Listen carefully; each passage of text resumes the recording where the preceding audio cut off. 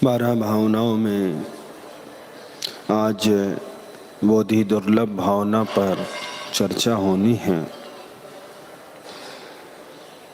धन कंचन राज सुख सबहि सुलभ कर जान, दुर्लभ है संसार में एक जथारथ ज्ञान। ये लाइनें आप लोग पढ़ते रहते हैं। क्या संदेश मिल रहा है इन लाइनों से? सांसारिक संयोगों की प्राप्ति अत्यंत सहज है। थोड़ी ही प्रयत्नों से उन्हें पाया जा सकता है, मिल जाते हैं, पर यथार्थ प्रज्ञा को प्राप्त करना अत्यंत दुर्लभ है। आचार्य कहते हैं तुम्हें यह मनुष्य जीवन मिला है, भाव मिला है, यह यूं ही नहीं मिला। लोक की अनेक दुर्लभताओं को पार करके तुम इस मनुष्य भाव तक पहुँचे हो। इस मनुष्य जीवन में जितना वैशिष्ट है वह सब दुर्लभ से दुर्लभतम है। इन सबके बीच में हमें बोधि की प्राप्ति कैसे हो? बोधि की प्राप्ति दुर्लभ है। बोधि का मतलब है यथार्थ ज्ञान, वास्तविकता का बोध, वह जो ज्ञान जो हमारे कल्याण में निमित्त कारणभूत बने। ज्ञान जो हमें कल्याणोन्मुखी बनाए, वह बोध जो हमें आत्मा के शोध में प्रवृत्त कराए। यह सब चीजें बड़ी दुर्लभ हैं। यह दुर्लभता का विचार करना ही आज 11वीं भावना, जिसका नाम है बोधि दुर्लभ।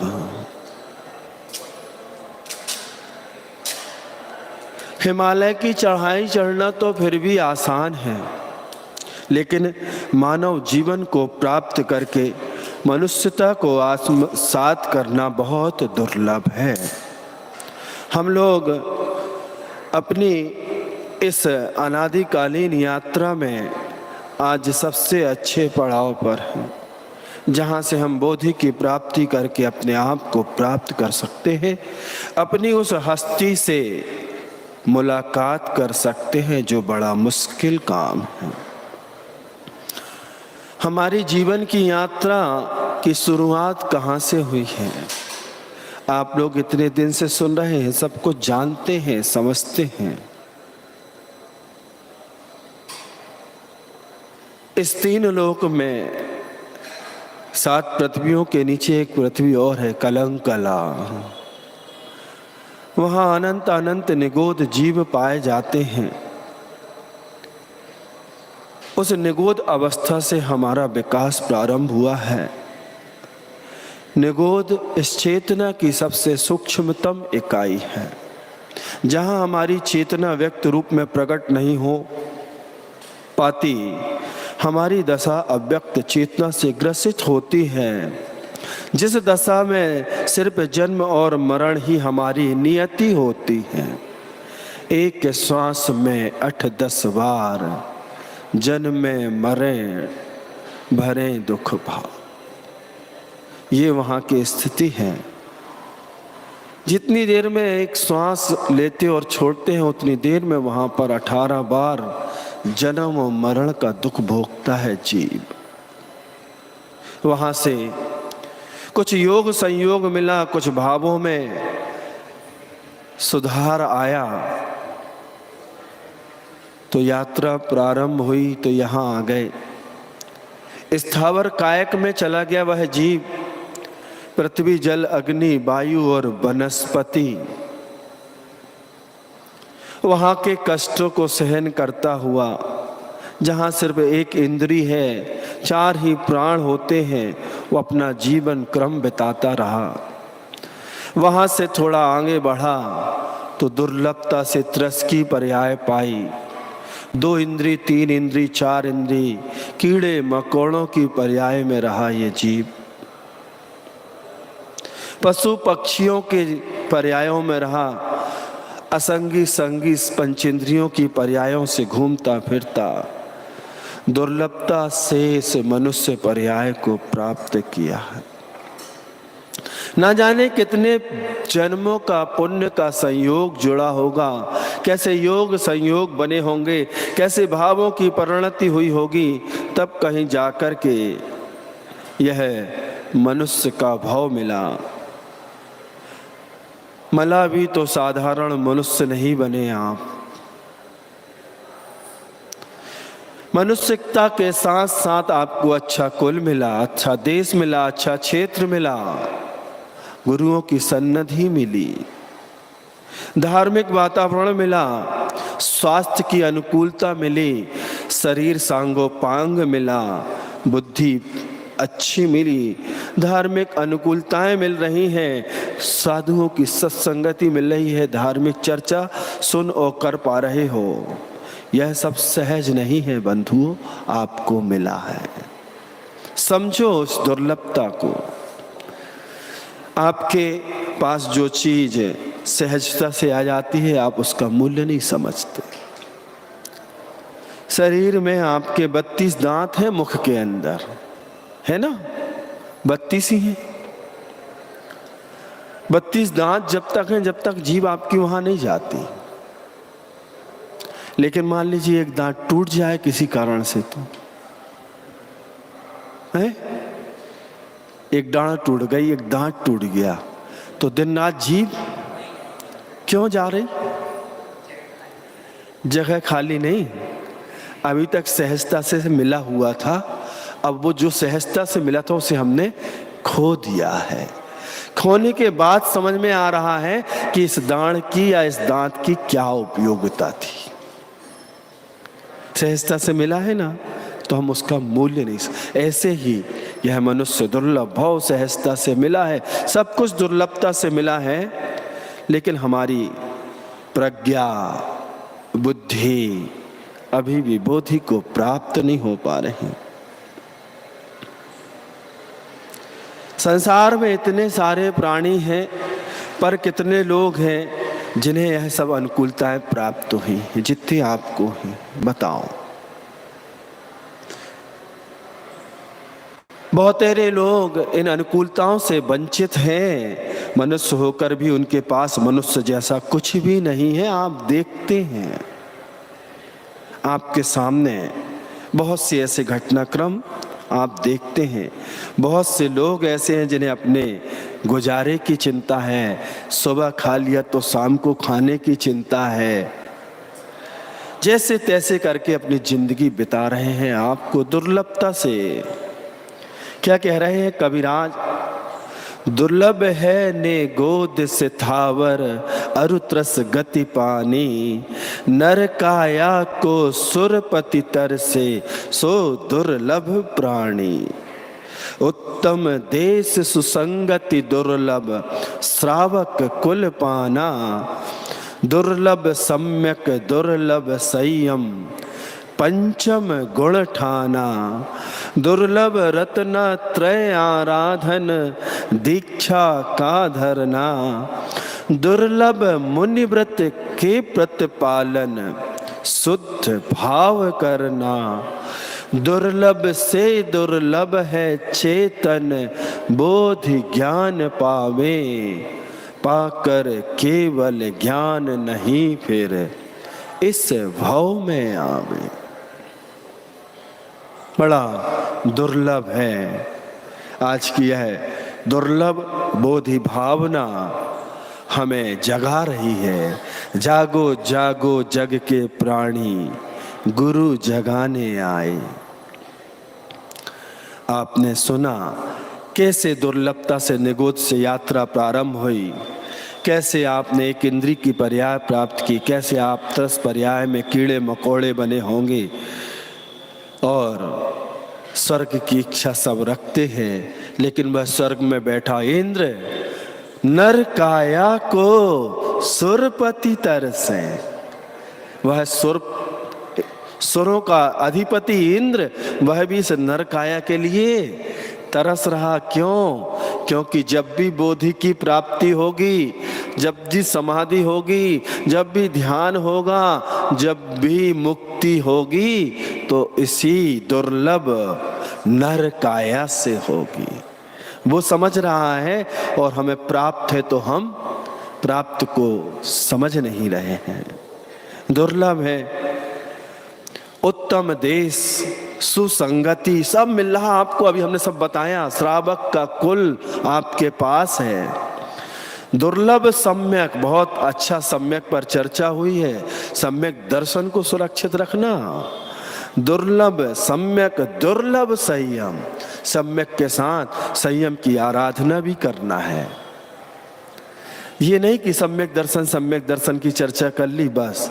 सम्यक दर्शन ज्ञान चारित्राणि मोक्ष मार्गा, इस सूत्र को बांध के रखना अपने साथ। दुर्लभ सम्यक, दुर्लभ संयम, पंचम गुण ठाना। सब कुछ मिल गया, यदि संयम नहीं है, व्रतों का संकल्प नहीं है, तो आपका पंचम गुण स्थान नहीं हो सकता। सम्यक दर्शन है, चौथे गुण स्थान तक तो आ गए, लेकिन यदि संयम नहीं है, व्रताचरण नहीं है, तो पांचवा गुण स्थान नहीं हो सकता।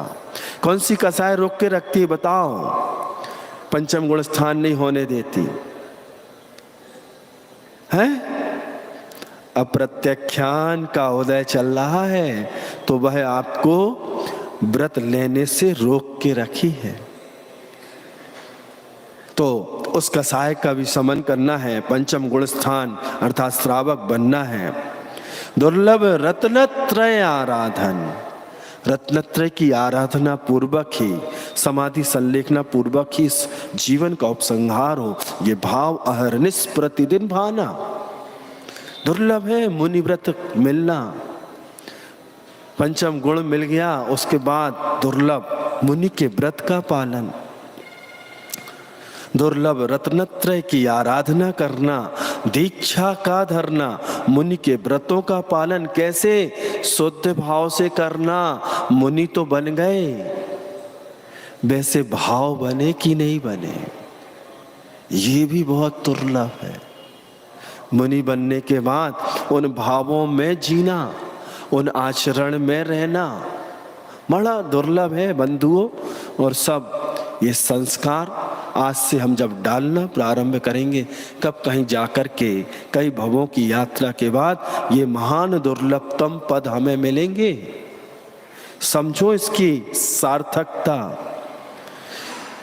और मुनि व्रत को धारण करने के बाद, भाव स्वरूप उसमें जीने के बाद, आचरण स्वरूप उसमें रहने के बाद, दुर्लभ है उस चेतना से परिचय, बहुत दुर्लभ है उस चेतना की उपलब्धि, आत्मोपलब्धि, आत्मा का संधान।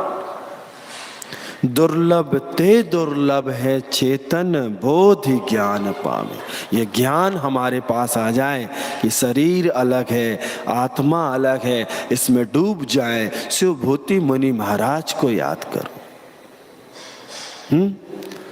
अगर बोधि की प्राप्ति हो गई एक बार, तो निश्चित है कि वह केवल ज्ञान रूपी ज्योति प्रकट होगी, जो मुझ में मिलाएगी, जो मुझसे परिचित कराएगी। ऐसी वह केवल ज्ञान रूपी ज्योति कब प्रकट होगी? जब बोधि की प्राप्ति होगी। पाकर केवल ज्ञान नहीं फिर इस भाव में आवे। क्या हो गया? चार घातिया कर्मों को नष्ट करके उस भव्य आत्मा ने केवल ज्ञान ज्योति स्वरूप को प्राप्त कर लिया, अर्थात उसके पास कन्फर्म टिकट, काय की? मुक्ति की कन्फर्म टिकट क्या है? केवल ज्ञान हो गया। मतलब शेष चार को और नष्ट करके ये आत्मा मुक्त होगा। तो ऐसी यह आज आपके सामने बोधि दुर्लभ भावना है, बहुत ही महत्वपूर्ण भावना है। हम एक छोटे से कथानक के माध्यम से इस बोधि दुर्लभ भावना को और समझने का प्रयास करें। एक शहर था, शहर में लोग रहते थे। एक बहुत बड़े साहूकार थे, उनका बहुत बड़ा व्यवसाय था हीरे का। हीरे पन्ने का वो व्यापार करते थे और योग से उनका एक नौनिहाल राजकुमार था, लाडला सपूत। समय रहते उसका विकास हुआ। स्कूल शिक्षा के बाद वह कॉलेज शिक्षा अध्ययन करने के लिए गया। जहाँ पर धन हो, यौवन हो, प्रभुत्व हो, धन, यौवन, प्रभुत्व और शक्ति हो, तो वहाँ पर यदि सावधानी थोड़ी सी भी हटी तो दुर्घटना घटी। संगति का बहुत प्रभाव पड़ता है। पिता संस्कारवान था, अच्छा सब कुछ समझता था, जानता था, उसके पास गुण थे, लेकिन लड़का कॉलेज में जाकर के कुछ ऐसी मित्रता में आ गया कि अवगुण बहुत आ गए। धन यौवन सब था उसके पास, और जहाँ पर धन होता है वहाँ 4 चमचे तैयार हो ही जाते हैं। अरे भाई, सेठ जी का लड़का है, गाड़ी है, घोड़ा है, पैसा है, खर्च करता है, चलो 2-4 प्रशंसक तैयार और चलो, अब है तो कुछ तो होगा, ये करो वो करो। व्यसनों में उलझ गया। पिता को किसी माध्यम से पता चला कि बेटे के साथ ये हो गया, तो पिता ने डांट डपट के दुकान पे ले जाना प्रारंभ किया, अपने ऑफिस में बैठाने लगा। कुछ सीखो, कुछ समझो, ये काम आएगा, डिग्रियां तो गले में लटकाने के लिए हैं। इतना बड़ा व्यापार व्यवसाय है, कौन दिखाएगा, एकलौता राजकुमार है। तो पिता ने चाहा कि अब दुकान पे ही बैठेगा तो हमारे सामने रहेगा, बच जाएगा, लेकिन अब प्रवेश तो ले ही लिया है कॉलेज में, तो जाता, कॉलेज भी जाता है, वहाँ की संगति भी नहीं छूट रही, यहाँ के कुछ अनुभव पिता दे रहा अपने हिसाब से। 1 वर्ष निकल गया, दूसरा वर्ष आया, पिता को फिर लोगों ने आके बताया उसमें सुधार नहीं है, तो एक दिन ज़्यादा डांट डपट कर दी पिता ने। माँ के पास गया, माँ के पास रोया, गिड़गिड़ाया। माँ ने कहा, लड़का बड़ा हो गया, वैसा नहीं करना चाहिए। माँ तो माँ होती है, माँ के लाड़ प्यार में कुछ बच्चे ज़्यादा बिगड़ जाते। कुछ अनुभव ज्ञान हो ही गया था, कुछ परख आ गई थी। पिता ने 1 बार 2 बार फिर बोला, जब समझ नहीं आया तो एक बार पुनः उनके किसी मित्र ने शिकायत की, आज तो तुम्हारा लड़का सभी सीमाओं को पार करके तुम्हारी पूरी साख को मिट्टी में मिलाता हुआ देखा मैंने, क्या होगा तुम्हारा और तुम्हारी जो तुमने कमाई है। तो पिता का पारा चढ़ गया।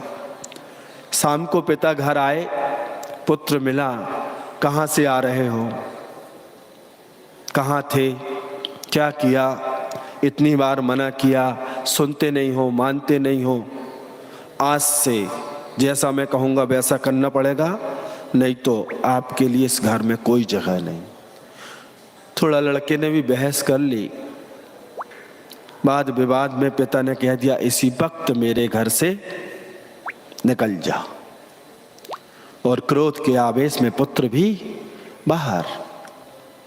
ठीक, मोबाइल यहीं रख जा, रख दिया, चला गया। कल तक जो मित्र थे, भाई थे, बंधु थे, सखा थे, पहले मित्र के घर पहुंचा। उसने कहा, अभी मैं व्यस्त हूं। कहानी सुनने के बाद देखो सच्चे मित्र कौन होते हैं, जो सुख में साथ दें या जो दुख में साथ दें। कौन होते सच्चे मित्र हैं? लेकिन वो सब सुख के साथी थे। जब तक धन वैभव था तो आगे पीछे घूम रहे थे।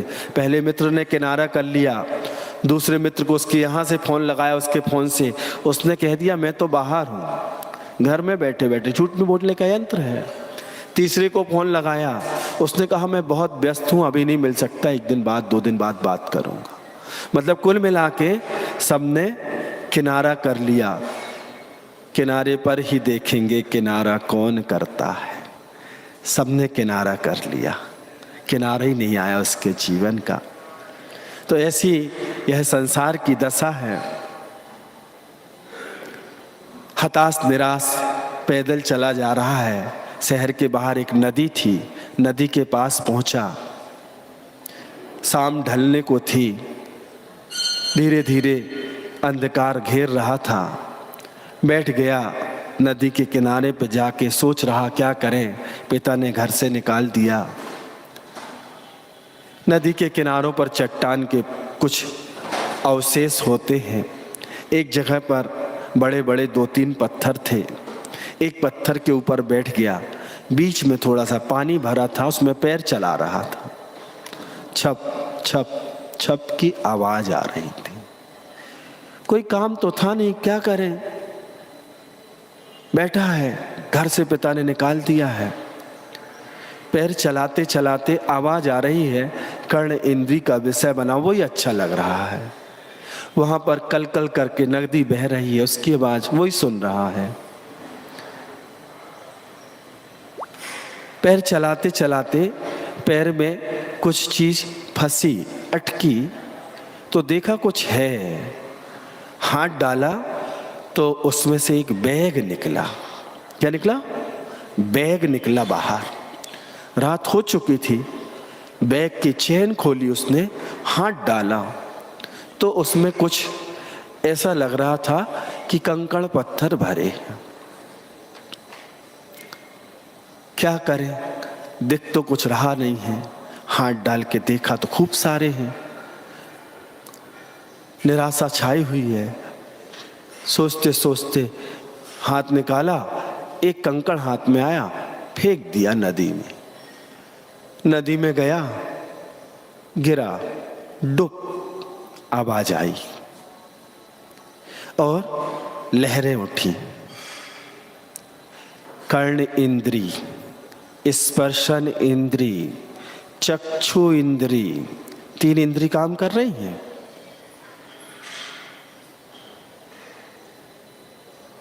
देखा, बहुत सुंदर लग रहा। देखो कितनी अच्छी गोल गोल तरंगे उठ रही हैं। डिप कितनी अच्छी आवाज आ रही है। छप छप पाँव चल रहा था तब भी अच्छी आवाज आ रही थी। ऐसे पंचेंद्रियों के विषयों में ये जीव अनादिकाल से उलझा है।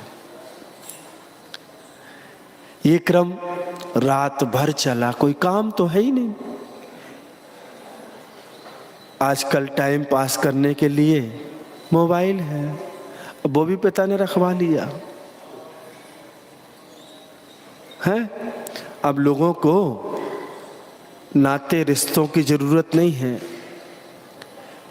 भाई को भाई की जरूरत नहीं है, बहन को बहन की जरूरत नहीं है, पिता को पुत्र की जरूरत नहीं है, मित्र को मित्र की जरूरत नहीं है। आजकल सब कुछ यंत्र है।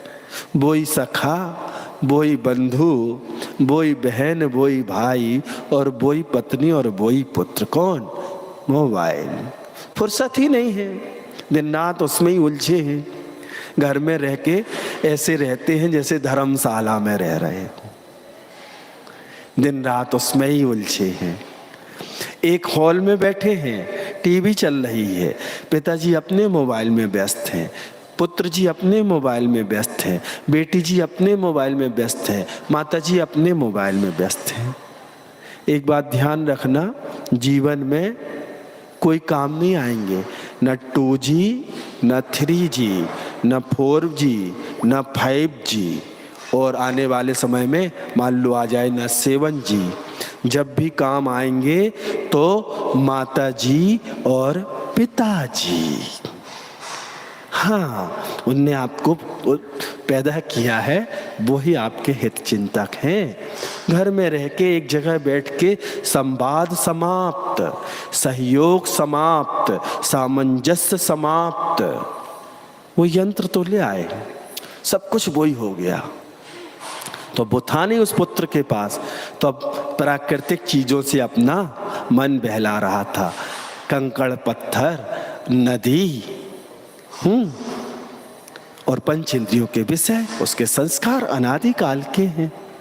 तो रात भर यह क्रम चला, सुबह भोर होने को है और बैग भी लगभग खाली हो चुका है। भोर की हल्की सी उजाले की थोड़ी सी स्थिति बनी और हाथ डाला, पूरे में घुमाया तो एक कंकड़ हाथ में आया और उसको लेके फेंकने ही वाला था। उतने में नजर चली गई, ओहो ये तो हीरा है, ओहो ये तो हीरा है। हीरा हिराए दयो रे नादानी में। देखो, नादानी में पंचेंद्रियों के विषयों में उलझ करके रात भर उसने क्या किया, एक बैग भरे हीरे उस नदी रूपी पानी में डाल दिए। ऐसे ही बंधुओं, अनादिकाल से हम कई बार इस दुर्लभ भव को प्राप्त कर चुके, लेकिन इन पंच इंद्रियों के विषयों में फंसकर इसको इस संसार सागर में सिर्फ फेंक ही रहे हैं, डाल ही रहे हैं और उन इंद्रियों में उलझे हुए हैं। ना जाने कितने भाव हमने संसार रूपी अनंत काल की यात्रा, अनादिकाल की यात्रा यह चल रही है इस जीव की, जिसको वह कांच की गोली, कंकड़, पत्थर समझ रहा था। सोचो वो क्या था, वो हीरा था। ये सब कहानी उसकी नहीं है, आप सबकी कहानी है। आप सब रोज ये ही कर रहे हो। उस व्यक्ति की नादानी पर आप लोग हंस रहे हैं कि देखो कैसा मूर्ख है, कैसा नादान है। रात भर बैग भरे हीरे मिले थे और पानी में, समुद्र में, सागर में फेंकता रहा। यह नादानी उसकी नहीं, वरन हर उस व्यक्ति की नादानी है जो अपने जीवन के प्रति लापरवाह है। आचार्य कहते हैं तुम्हें यह मनुष्य जन्म मिला है वह रत्नों की पोटली के समान है। जो एक एक श्वास बीत रही है वह तुम्हारे द्वारा फेंके हुए एक एक रत्न के समान है। अपनी कीमती श्वास को समझो। पल पल अविची मरण हो रहा है। एक एक समय आपकी आयु का घट रहा है, उसे यूं ही व्यर्थ मत जाने दो। उसका सदुपयोग करो, उसकी दुर्लभता का एहसास करो, उसको पहचानो। तब तुम अपने जीवन में कुछ कर पाओगे, तब तुम्हारे जीवन में कुछ घटित हो सकेगा। अन्यथा तुम्हारा जीवन भी यूं ही नष्ट भ्रष्ट हो जाएगा, समाप्त हो जाएगा। अनादिकाल से यही करते आए हो, करते जा रहे हो। संभलो, समझो, अपने जीवन को परिवर्तित करने का प्रयास करो। जीवन का उद्देश्य, जीवन का कल्याण होना चाहिए, अपने लक्ष्य की प्राप्ति होना चाहिए। नहीं तो हमारा जीवन एक एक पल करके यूं ही चला जा रहा है। प्रासंगिक है, पुनः गुरुजी का सूत्र आज सुना देता हूँ। जीना तो चाहूं, जीना तो चाहूं, जीना चढ़ने हेतु, जीना चढ़ने हेतु यूं ही जीना क्या, यूं ही जीना क्या। बड़ा दुर्लभ है, मनुष्य भाव मिला है। अपना लक्ष्य कैसा है? उस मोक्ष को प्राप्त करना है, अपने आप को प्राप्त करना है। सीढ़ियाँ उन्हें मुबारक हों जिन्हें छत तक जाना है। सीढ़ियाँ उन्हें मुबारक हों जिन्हें छत तक जाना है।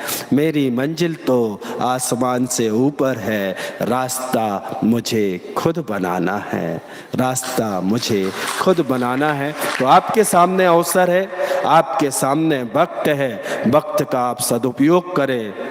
एक छोटी सी कविता किसी ने बहुत अच्छी लिखी है, प्रासंगिक है, सुना देता हूँ।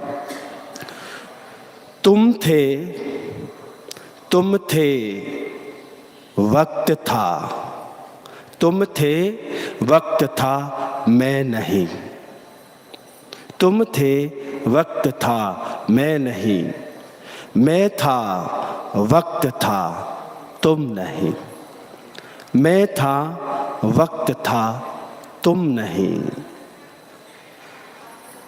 तुम नहीं मैं नहीं, तुम नहीं मैं नहीं, मैं हूँ तुम हो वक्त नहीं, मैं हूँ तुम हो वक्त नहीं, वक्त रहेगा, वक्त रहेगा मैं नहीं तुम नहीं, वक्त रहेगा मैं नहीं तुम नहीं। ये दुर्लभ अवसर आपके सामने है, दुर्लभ पर्याय आपके सामने है। बोधि की प्राप्ति का सबसे अच्छा स्थान आपके पास है और इसका उपयोग यदि आपने समय पर नहीं किया तो किसी ने एक छोटी सी कविता और लिखी है, बहुत अच्छी है, प्रासंगिक है, सुना देता हूँ। वक्त का पता नहीं चलता, वक्त का पता नहीं चलता अपनों के साथ, वक्त का पता नहीं चलता अपनों के साथ, पर अपनों का पता चलता है, पर अपनों का पता चलता है वक्त के साथ, पर अपनों का पता चलता है वक्त के साथ। वक्त नहीं बदलता, वक्त नहीं बदलता अपनों के साथ, वक्त नहीं बदलता अपनों के साथ, पर अपने जरूर बदल जाते हैं वक्त के साथ, पर अपने जरूर बदल जाते हैं वक्त के साथ। तो आपके सामने वक्त है अर्थात अवसर है। इस अवसर का यदि आपने लाभ नहीं उठाया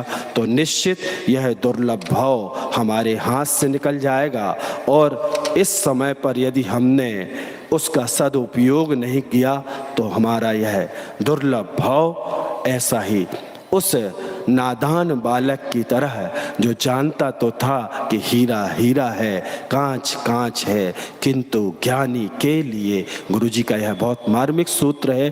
तो आप आज जिस स्थान पर खड़े हैं उस स्थान पर अपने उत्थान की प्रक्रिया को प्रारंभ कर सकते हैं। जब जागे तभी समेरा, जो शेष है उसे विशेष बनाना है, बाकी तो अवशेष हो ही चुका है। तो जब जाग जाए तभी सपेरा है। इस बात को याद रख करके हमें चलना चाहिए। जीवन में मनुष्य जब भी संभलना चाहे संभल सकता है। जैसी जैसी अवस्था बीतती है प्राय लोगों की लालसा बढ़ना शुरू हो जाती है, पर बंधुओं लालसा घटानी चाहिए, कल्याण के प्रति अनुराग में वृद्धि होना चाहिए, तभी हम अपने मानव जीवन का कल्याण कर सकेंगे, उस बोधि की प्राप्ति कर सकेंगे, उस बोधि दुर्लभ भावना को हम अपने जीवन में ला सकेंगे। यही आज की इस बोधि दुर्लभ भावना का आशय यही है कि अपनी इस दुर्लभ पर्याय को समझो, अपने आप को सार्थक सदुपयोग समीचीन दिशा की ओर ले जाने का पुरुषार्थ करो।